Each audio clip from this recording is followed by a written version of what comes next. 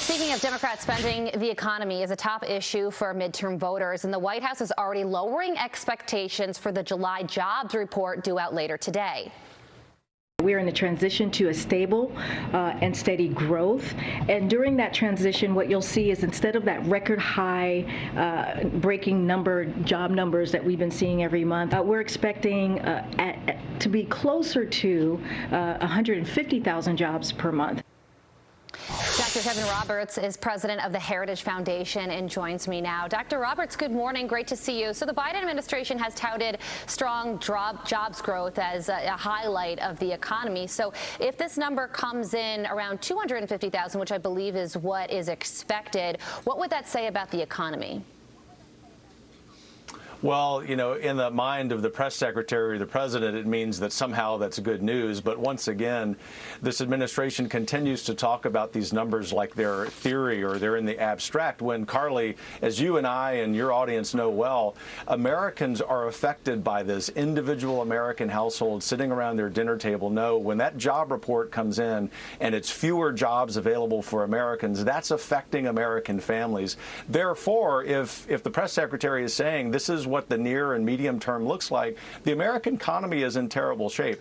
Unfortunately, while I understand the political consequences of that for the president, we ought to lament that, because as Americans, we really want everyone to flourish. That job report is an indicator that America is really not flourishing. Yeah, well, also big news overnight. Arizona Senator Sinema has signaled her support for the Inflation Reduction Act, but there's a group of 230 economists. They sent a letter to lawmakers say that the Inflation Reduction Act would do quite the opposite, saying the bill would create immediate inflationary pressure by boosting demand, while the supply side tax hikes would constrain supply by discouraging investment, draining private sector of much needed resources. So if this bill passes, what happens to the economy?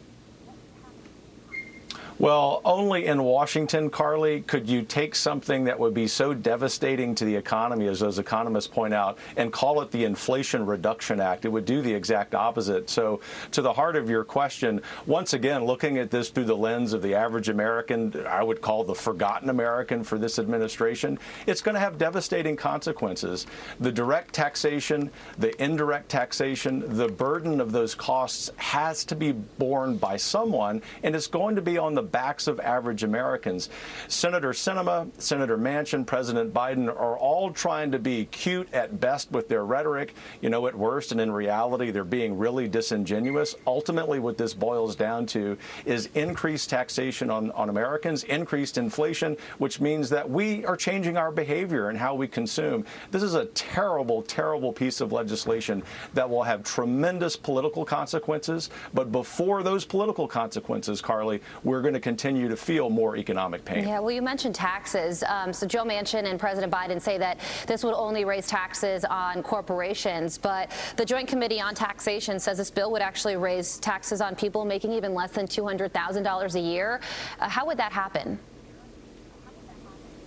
Well, it happens because of the mechanics of the bill. We'll, in the interest of time, won't get into the mechanics, but just from a common sense point of view, looking at the analysts or the analysis of our economists at the Heritage Foundation, the mechanics of the taxation system would mean that downstream from some of these carried interest loopholes, some of the taxation on venture capital work means that Americans earning less than $200,000 a year are going to see an increased tax burden. Also keep in mind that as part of this package, we're giving $80 billion to the Internal Revenue Service. I'm sure Americans last night over dinner were saying, how can we fix America? Let's add 87,000 IRS agents. That tells you everything you need to know about this bill. Yeah, that's right. And families making up to $300,000 a year also getting a $7,500 tax credit to buy electric vehicles. So I'm sure people struggling to pay for food and gas are really going to be jazzed about that one. Dr. Roberts, thank you so much for joining us and explaining this bill. It looks like it's going to pass. We'll have to wait and see on that.